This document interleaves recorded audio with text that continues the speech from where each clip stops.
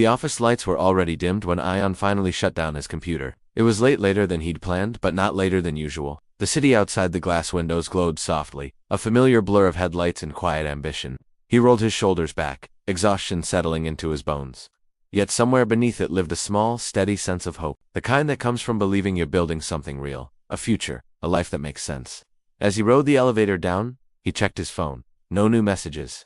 That was normal too. Relationships didn't need constant reassurance, he believed. Trust was quieter than doubt. Loyalty didn't announce itself every hour, it simply stayed. That's how he'd always lived, faithful, patient, the kind of man who thought long-term instead of temporary. While others chased excitement, he chose stability. While others questioned love, he defended it sometimes, even against himself. He believed commitment wasn't about grand gestures, but about showing up every day.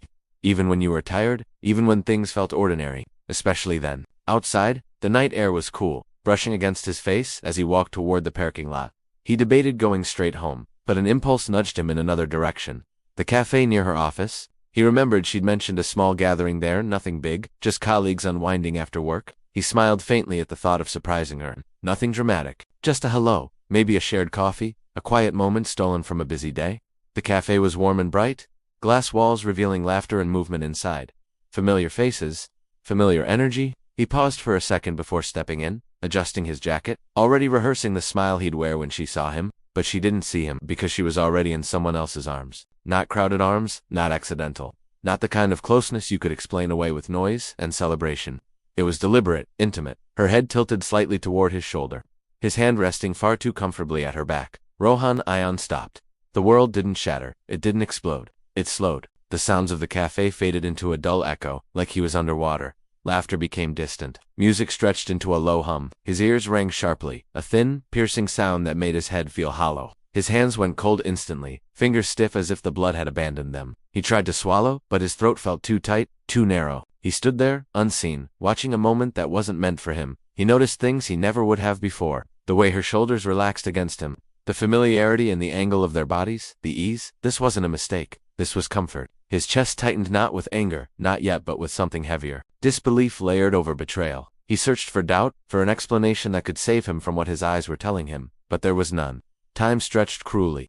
Seconds felt like minutes. He waited for instinct to take over, for his feet to move forward, for his voice to rise, for something loud and dramatic to happen. Nothing did. Instead, a strange calm settled in, a numb clarity. He realized, in that moment, that confronting them would make it real in a way he wasn't ready for. Words would turn the image into truth. Silence, he told himself, might keep it contained, might give him control. So he stayed where he was. He took one step back, then another. The ringing in his ears followed him as he turned away from the glass, away from the light, away from the version of his life he thought he knew. Each step felt heavier than the last, like he was walking against gravity. The night outside swallowed him whole, cool and indifferent. He didn't look back. As he walked down the street, city lights blurring through a film of unshed emotion, one thought echoed louder than the rest: steady, relentless, impossible to silence. What if silence was the biggest mistake I ever made? Ian learned quickly how heavy silence could be. At home, nothing looked broken. The lights still came on with the same soft glow. The familiar scent of coffee lingered in the air. Her shoes still rested by the door, slightly crooked, exactly where she always left them. If someone walked in from the outside, they would see a normal home, a normal couple, a normal life continuing without interruption. And that was the lie he chose to live. He smiled when she spoke, even when his jaw ached from holding it in place. He nodded through conversations that skimmed the surface of things: work, stress, errands, plans that suddenly felt unreal. His answers became shorter, safer. He avoided questions that required emotion. When she asked if everything was okay, he said yes, without hesitation, the words slipping out easily, like he'd been practicing it. At night, silence became louder. He lay awake beside her, staring at the ceiling while her breathing settled into a steady rhythm. Sleep refused to come. The image replayed itself over and over again, cruelly precise. The way she leaned into him, the way Rohan's hand rested at her back as if it belonged there. Each replay felt sharper, clearer, like his mind was punishing him for not speaking. Sometimes he wondered if he'd imagined it. Maybe it was exhaustion. Maybe the angle had been wrong. Maybe he'd stayed too long at work and let insecurity fill the gaps. Doubt crept in quietly, wrapping itself around his thoughts until he no longer trusted his own memory. She noticed his distance, but not in the way he expected. Some days she was cold, short replies, distracted glances, a phone always face down. Other days she was suddenly affectionate, touching his arm in passing, asking about his day with a softness that felt rehearsed. The inconsistency confused him more than anger ever could. He found himself clinging to those warm moments, using them as proof that everything was still intact. When he hesitated, when his eyes lingered too long on her phone lighting up with a message, she laughed it off, told him he was overthinking, said work had been exhausting, said he looked tired, stressed, distant. Her words were gentle, reasonable, almost caring, and slowly, subtly, the weight shifted. He began questioning himself instead of her. Maybe silence was maturity, he told himself. Maybe strength was choosing peace over chaos. Confrontation would shatter everything: the home, the routine, the future he'd imagined. Words could turn suspicion into reality, and reality into something irreversible. If he stayed quiet, things might return to normal. They always did, didn't they? That's what he repeated in his head during long showers and sleepless nights. Silence is control. Silence is strength. But control felt a lot like drowning. Each day, the space inside him grew heavier. His chest felt tight even during ordinary moments. He laughed less, ate less, thought too much. And somewhere beneath the denial, a truth began to surface, unwelcome and undeniable. Every time he chose silence, someone else made a move. Every time he swallowed the truth, the balance shifted further away from him. He wasn't protecting anything anymore. He was surrendering it. And for the first time since that night, Ion understood something that sent a chill through him. His silence wasn't saving him, it was giving them power. Rohan was everywhere after that. Or maybe Ion had only just started noticing him. He appeared in casual conversations, his name dropped lightly over dinner as if it meant nothing. A colleague, a collaborator, someone important to know. Each time his name surfaced, it carried an ease that made Ion's stomach tighten. Rohan wasn't spoken about with secrecy. He was spoken about with admiration, that, somehow, hurt more. In public, Rohan was effortless. He moved through rooms like he owned the air in them, laughing easily, speaking confidently, drawing attention without asking for it. People leaned in when he talked. They nodded when he made a point. Success clung to him like a tailored jacket, visible in the way others treated him. Startup founder, speaker, visionary, words that sounded impressive enough to excuse almost anything. Ion watched from the edges. He noticed how Rohan slowly placed himself between them, inviting her to meetings that ran late, suggesting ideas that required one-on-one discussions, appearing at events Ion hadn't even known about. None of it was obvious. None of it was loud. It was subtle, calculated, almost polite. That was what made it dangerous. At home, Rohan's presence lingered even when he wasn't there. His name slipped into conversations too naturally. His opinions were quoted casually, his jokes repeated. Ion listened, saying nothing, filing each detail away like evidence he wasn't yet ready to present. One evening, they all ended up at the same gathering, a crowded space filled with professionals, laughter echoing against glass walls, ambition thick in the air. Rohan spotted Ion and smiled wide, confident, unbothered. He walked over as if there were no history, no tension, no stolen moments hidden beneath his charm. "Good to finally meet you properly," Rohan said, shaking Ion's hand firmly. His grip was strong, deliberate, dominant. Ion returned the handshake, matching his smile. He felt invisible and exposed at the same time. Throughout the night, Rohan stayed close, not possessive, not obvious, just present. He spoke about growth, risk, power, about how emotions cloud judgment, about how loyalty was a comforting idea, but an outdated one. He laughed when he said it, like it was wisdom disguised as humor. "People cling to feelings because they're afraid to lose control," Rohan said at one point, sipping his drink. "But control comes from knowing when to detach." Ion felt the words land where they were meant to. Rohan never looked at him when he said it. He didn't need to. The message was clear enough. This wasn't just confidence, it was arrogance sharpened into belief. Rohan didn't see boundaries. He saw opportunities. People weren't commitments. They were choices, easily replaced. And somehow, despite everything, others admired him for it. Ion remained silent, observing the dynamic unfold. Socially, Rohan commanded the room. Professionally, he carried influence Ion couldn't challenge without consequences. Emotionally, he seemed untouchably unburdened by guilt, unaffected by doubt. The imbalance was undeniable. Later that night, Ion stepped away to clear his head. He moved toward a quieter corner near the hallway, the noise fading behind him. As he reached for his phone, voices drifted through the partially open door nearby. Rohan's voice, low, confident, amused. "He has no idea," Rohan said, followed by a soft laugh. "Men like that think silence is dignity." Ion froze. He stood there, unseen, heart pounding as Rohan continued speaking, unaware, uncaring of who might be listening. And in that moment Ion realized he had just crossed into a truth he was never meant to hear. After that night, the smallest things stopped feeling small. A missed call here, a delayed reply there. Changes in routine that were explained away too easily, too smoothly. Meetings that ran late without notice. Plans postponed, then forgotten. Each incident on its own meant nothing. Together, they formed a pattern Ion could no longer ignore, no matter how hard he tried. He found himself watching the clock more than he used to, listening to the tone of her voice instead of the words, noticing how her phone never left her side, how it was always turned face down on the table. Trust, once effortless, now required constant negotiation inside his head. His restraint began to crack in quiet ways. He grew sharper, quicker to fall silent, slower to smile. The calm patience he'd once worn so naturally now felt like a costume that didn't fit. At night, he stared at her as she slept, searching her face for something familiar, something reassuring. Some nights, he found nothing at all. The first time he asked, it wasn't a confrontation, not even close. "Work seems intense lately," he said casually one evening, stirring his coffee. "You've been staying out later than usual."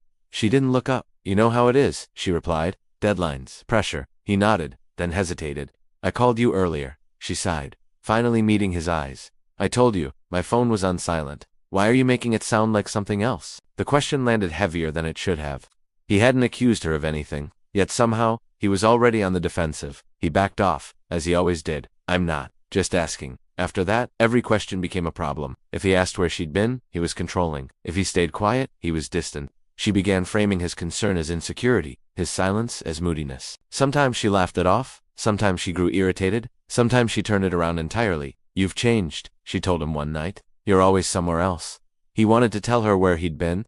He wanted to say he'd been standing outside a cafe, watching his life unravel in silence. Instead, he apologized. The manipulation wasn't loud. It didn't come with shouting or tears. It was subtle, careful, almost kind. She reassured him while shifting blame, comforted him while making him doubt himself. Slowly, he stopped trusting his instincts. If something felt wrong, he wondered if the problem was him. At work, he struggled to focus. At home, he felt like a guest. Conversations felt scripted, intimacy mechanical. He moved through his days with a growing sense of disconnection, like he was watching his own life from a distance. One evening, they attended a social event together, professional gathering filled with familiar faces. Laughter, drinks, polite conversations. Ion stayed close, hyper-aware of every interaction. When Rohan appeared, confident as ever, the air around them shifted. A glance lingered too long, a smile exchanged too easily. Ion felt it, then something fragile cracking inside him. As the night went on, attention turned toward the stage, toward speeches and applause. In that crowded room, under bright lights and curious eyes, Ion sensed a moment building.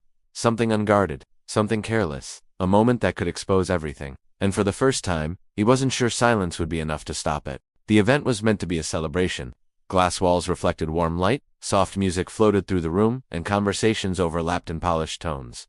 People smiled easily, congratulated one another, raised their glasses for reasons that barely mattered. On the surface, it was success packaged neatly, another evening of appearances, another chance to be seen. Ion stood beside her, his posture composed, his expression neutral. From the outside they looked intact. From the inside he felt like a thread stretched too far. Rohan arrived late, as if on purpose. He moved through the crowd with the same practiced ease, shaking hands, laughing louder than necessary. When he reached them, his confidence sharpened. He placed a hand lightly on her shoulder, lingering just a second longer than politeness allowed. It was subtle enough to be dismissed, bold enough to be noticed. "You made it," Rohan said to her, smiling. "I was hoping you would." Ion felt the shift immediately. It was small, but unmistakable.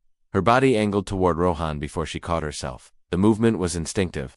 Rohan didn't acknowledge Ion at first. He spoke to her as if Ion weren't standing right there, as if the space between them belonged to him. He joked, leaned in close, whispered something that made her smile before she looked away, suddenly aware of herself. People nearby began to notice. Glances lingered, conversations paused mid-sentence. That was when something inside Ion finally broke, not with noise, not with anger, but with clarity. He spoke quietly. "Rohan," Ion said, his voice steady, almost gentle. "Could you take your hand off her?" The words weren't sharp, but they landed like a blade. The room seemed to still. Rohan turned slowly, surprised more than offended. He laughed under his breath, as if he'd just been teased. "Relax," he said.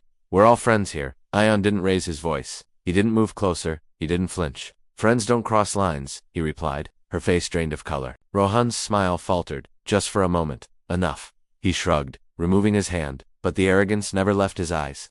"You're reading too much into it," he said, loud enough for others to hear. Ion looked at her then, not accusing, not pleading, just waiting. The silence that followed was heavier than any argument. Eyes turned toward her, curious, uncomfortable. She laughed nervously, shaking her head. "You're both being ridiculous," she said. "This isn't the place." That was the choice, not denial, not truth. Deflection. Ion nodded slowly. "You're right," he said. "It isn't." But the damage was done. Whispers started immediately. A glance here, a raised eyebrow there. People sensed the fracture, even if they didn't understand it. Rohan stepped back, irritation flashing beneath his charm. He leaned toward her, voice low, urgent. "This isn't how it was supposed to happen," he muttered. Ion caught that too. He didn't stay long after that. He made his excuses, accepted hollow smiles, and walked out before anyone could stop him. His phone buzzed before he reached the door. Then again, missed calls, messages he didn't read. Behind him, the room buzzed with questions. In front of him, the night waited. And somewhere between the two, the fallout began fast, unstoppable, and far louder than silence had ever been. The truth didn't arrive all at once. It seeped in slowly, through cracks that silence had widened. By morning, the event had already become a story. Messages flooded in, carefully worded check-ins, thinly veiled questions, sudden concern from people who had never cared before. At work, conversations stopped when Ion entered a room. His name, her name, Rohan's name spoken softly, never directly. Reputations don't collapse in public. They rot quietly behind polite smiles. At home, the walls felt closer. She didn't speak at first, neither did he. The air between them was thick with everything they had avoided saying for weeks. When she finally sat down, her hands were trembling. The confidence she carried in public was gone, replaced by something fragile and desperate. "I didn't plan this," she said, her voice breaking. "It just happened." Ion listened, numb. She talked in fragments about stress, about feeling invisible, about being understood in ways she hadn't expected. Each explanation came wrapped in an excuse. She admitted enough to ease her conscience, but not enough to fully own the damage. Tears followed, then anger, then tears again. "You were never there," she said at one point, as if that could balance what she'd done. The words hurt, but what hurt more was how familiar they sounded, like something rehearsed, like something said before. When Rohan finally called, it wasn't to apologize. His voice was calm, almost bored. "This didn't need to get messy," he said. "You could have handled it privately." Ion felt a strange clarity settle in. This was the real man, stripped of charm, stripped of performance. No guilt, no remorse, just calculation. "I don't owe you anything," Rohan continued. "People make choices. I don't see the point in pretending otherwise." The call ended without goodbye. Ion sat alone after that, staring at nothing. Relief and heartbreak tangled together inside him. Relief that the truth was finally out in the open. Heartbreak that it looked nothing like the future he'd imagined. Every memory felt tainted now. Late nights, shared laughter, promises made casually, believed deeply. He wondered how long the lie had been living alongside him, unnoticed. Trust didn't shatter dramatically, it dissolved. She asked if they could fix it, if time could heal what had been broken. Her voice was small, uncertain, nothing like the woman who had once stood so confidently beside him. Ion wanted to believe her, wanted to reach for something familiar, something safe. But safety built on broken trust felt like another lie. That night, as he lay awake once more, the question returned heavier than before. Stay and rebuild something that might never feel whole again, or walk away and accept the loss of everything he thought he had. For the first time, silence wasn't an option. Ion woke that morning with a clarity that had been absent for weeks. The haze of confusion, the weight of silence, and the constant questioning of himself had finally lifted enough to show him something he had been avoiding.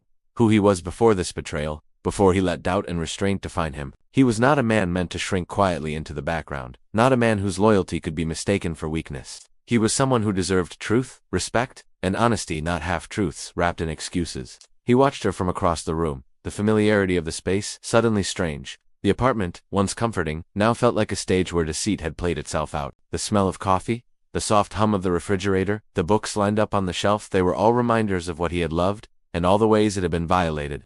Memories tugged at him, and for a moment, he allowed himself to grieve. But grief didn't last long. It was replaced by resolve. When she noticed him sitting there, he didn't rush to speak. There was no shouting, no dramatic outburst, no desperate questioning. He simply looked at her, steady, calm, his eyes holding everything he had felt and learned. She hesitated, searching for a cue in his silence, perhaps hoping he would forgive, perhaps afraid of the answer. "I know everything," he said quietly, his voice low but firm. "I don't need excuses. I don't need promises, and I don't need to stay where I'm not valued." Her eyes widened, the hesitation giving way to panic. "Ion, she began, but he held up a hand, stopping her words before they could fill the space with more lies. "I've given enough," he continued, his tone unwavering. "I stayed silent for too long, thinking it was strength. But strength isn't silence. Strength is knowing when to walk away, when to protect yourself, when to refuse to be diminished by someone else's choices." He rose from his chair slowly, deliberately, feeling the weight of the apartment, the relationship, and the life he had shared with her settle behind him. Every step toward the door was heavy with loss, but also lightened by empowerment. He glanced back once, not with anger, not with longing, but with acknowledgement, a recognition of what had been and what would never be again. Outside, the morning air was crisp. The city moved around him, in the usual chaotic rhythm, indifferent to personal heartbreak, yet perfectly suited to it. He felt something he hadn't felt in weeks. Clarity. Painful, yes, bitter, certainly, but unshakably freeing. He had chosen himself over comfort, honesty over familiarity, dignity over deception. As he walked away, he carried nothing physical from that home, yet somehow everything he truly needed: his self-respect, his understanding of his own worth, and the courage to rebuild on his own terms. Memories would linger, scars would ache, but they were his lessons, not his chains. And yet,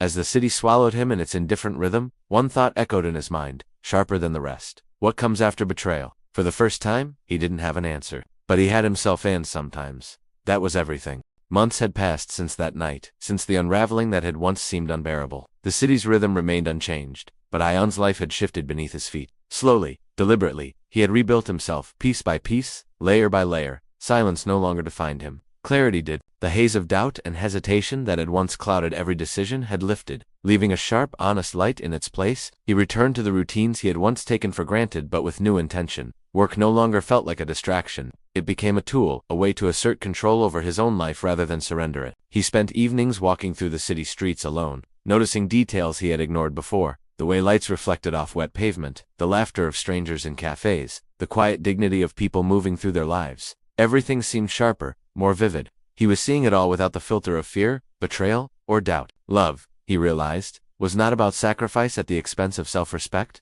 Trust was not given freely to anyone who asked. It was earned and preserved carefully. Boundaries were not restrictions. They were declarations of worth. And silence, what he had once believed was strength, could be as destructive as a knife, cutting deep into the heart when left unchecked. He reflected on the past without bitterness. The heartbreak, the deception, the betrayal. They were no longer wounds, but lessons etched into his memory. Each step forward reminded him that pain could coexist with growth, that loss could coexist with empowerment. Walking away had hurt, yes, but staying silent would have destroyed him. Sometimes, late at night, he allowed himself to remember Hertha's familiar smile, the quiet moments before the cracks appeared. But even then, the memories no longer held him hostage. They were chapters, not the story itself.